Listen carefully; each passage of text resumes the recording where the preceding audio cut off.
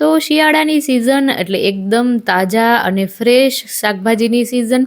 તો આ સિઝનમાં મકાઈ પણ ખૂબ જ સારી મળે છે. તો મકાઈ ખાવાના અનેક મેથડ્સ છે. આજે આપણે મકાઈનો ઢોકળાની અંદર ઉપયોગ કરેલો છે. તો એકદમ ઇન્સ્ટન્ટ રીતે આજે આપણે આ રેસિપી બનાવીશું. જો સવારે ઉઠવામાં મોડું થઈ જાય તો પણ આરામથી આ રેસિપી બનાવી શકશો. તો હેલો ફ્રેન્ડ્સ, સ્વાગત છે તમારું મારા કિચનમાં.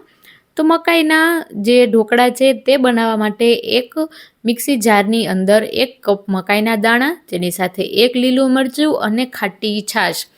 તો એ ત્રણેય વસ્તુ આપણે મિક્સ કરી અને સારી રીતે પીસી લઈશું.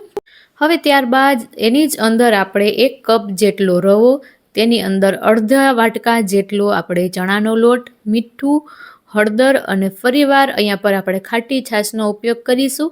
આ બેટર બનાવવામાં આપણે પાણીનો જરાય ઉપયોગ કરવાનો નથી. છાશથી બેટર એકદમ સરસ એવું બનશે. અને 2 થી 3 ચમચી જેટલું તેલ એડ કરી દેવાનું, જેથી કરી જ્યારે આપણા ઢોકળા ઠંડા થાય ત્યારે પણ સોફ્ટ જ બન્યા રહે. તો આ રીતે આપણે મિક્સી જારમાં એકદમ ઇન્સ્ટન્ટલી બેટર બનાવી લેવાનું છે ને. એકદમ સરળ રેસિપી, 5 મિનિટની અંદર બેટર બનીને રેડી થઈ જશે. હવે 5 મિનિટ સુધી આને આપણે રેસ્ટ આપવાનું છે. ત્યાં સુધી આપણે કાઠિયાવાડી સ્ટાઇલ લસણની ચટણી બનાવીશું. તેના માટે મિક્સી જારની અંદર લસણ, તેની સાથે કાશ્મીરી લાલ મરચું અને તેલ, તો બસ આ 3 વસ્તુને આપણે મિક્સ કરી લેવાની છે. અને હવે બીજા પેનની અંદર તેલ એડ કરી અને આ ચટણીને એકદમ સારી રીતે કૂક કરી લઈશું. ચટણી જ્યારે બળી ના જાય તેના માટે આપણે થોડું થોડું પાણી એડ કરતા રહીશું. આપણે એક વાતનું ધ્યાન રાખવાનું છે કે વધારે પડતું પાણી આપણે નથી એડ કરવાનું. ફક્ત ચટણી બળે નહીં ત્યાં સુધી જ આપણે પાણી થોડું એવું એડ કરી દઈશું. અને આ ચટણીને તમે 2 થી 3 દિવસ સુધી આરામથી સ્ટોર કરી શકો છો.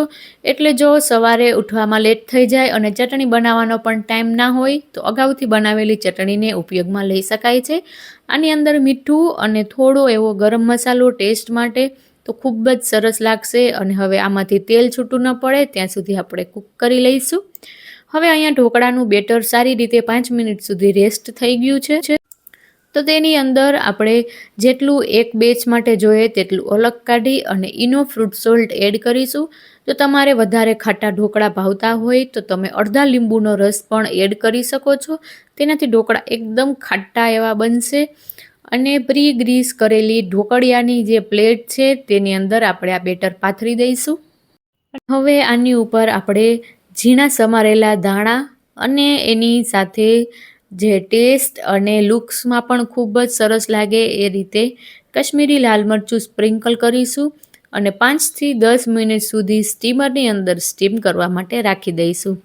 જો તમે મારી ચેનલ ઉપર નવા હો અને હજુ સુધી ચેનલને સબસ્ક્રાઈબ ના કરી હોય તો આવા રેસિપીઝના વિડીયોઝ જોવા માટે ચેનલને જરૂરથી સબસ્ક્રાઈબ કરી દેજો.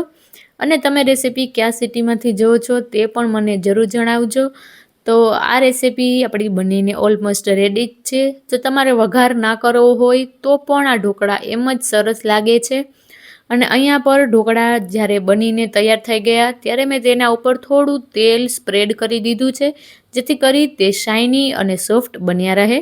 અહીંયા હું તમને એક પીસ કાપીને બતાવું તો અહીંયા પર તમે જુઓ તો સરસ એવા પોચા રૂ જેવા ફૂલીને તૈયાર થઈ ગયા છે આપણા ઢોકળા. તેને બનાવેલી લસણની ચટણીની સાથે આપણે સર્વ કરીશું. ચટણીની જે થિકનેસ છે તમે તેને જાડી કે પાતળી તમારી મરજી મુજબ કરી શકો છો. તો આપણા ઢોકળા બનીને એકદમ રેડી છે. તો કેવી લાગી રેસિપી કોમેન્ટમાં જરૂર જણાવો.